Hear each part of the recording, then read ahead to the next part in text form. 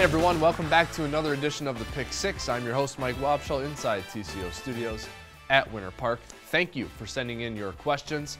The Vikings won a big game on the road against Washington. They have another big game at home against the Rams this week.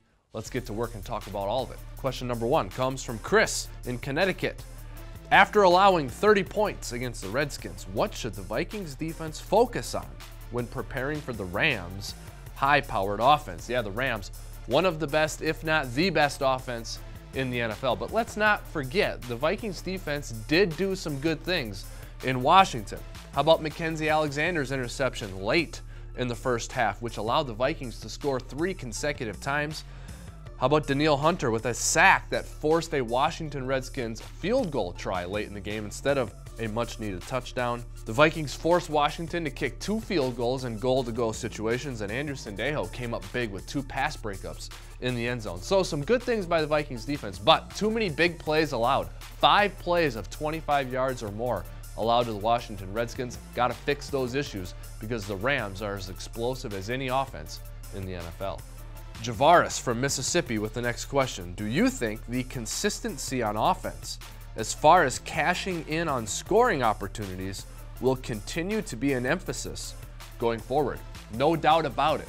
Vikings head coach Mike Zimmer talked about this extensively in the week going into the bye and the week coming out of the bye. The Vikings homed in on figuring out how to turn field goals into touchdowns in the red zone and in goal-to-goal situations. They did that in Washington. 5 for 5 in the red zone, including a Latavius Murray rushing touchdown and 4 passing touchdowns by Case Keenum. How about David Morgan's first career touchdown on kind of a tricky play by Pat Shurmur?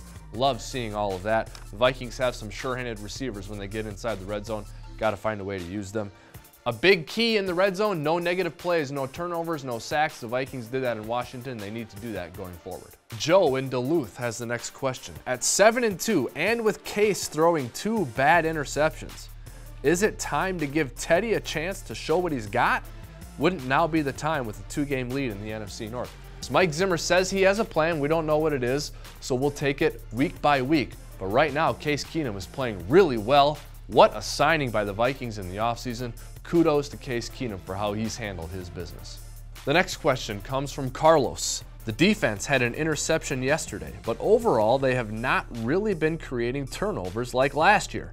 Why do you think they are struggling to create turnovers consistently? It's a good question, Carlos.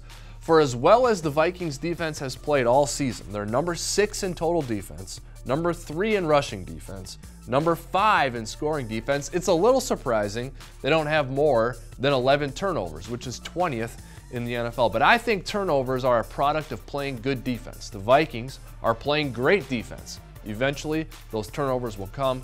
Maybe a home game will help do the trick. The next question comes from Nick. What are the chances the Vikings-Rams game gets flexed to 3:25 or 7:30 Sunday night?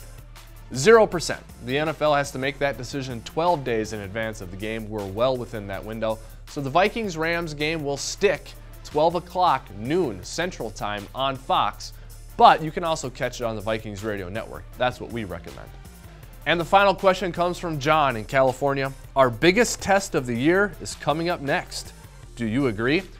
Well, I don't think there's any question that the offense the Vikings will see on Sunday, the Los Angeles Rams offense, is probably the best offense it has seen in 2017. But I don't know if it's the biggest test of the year.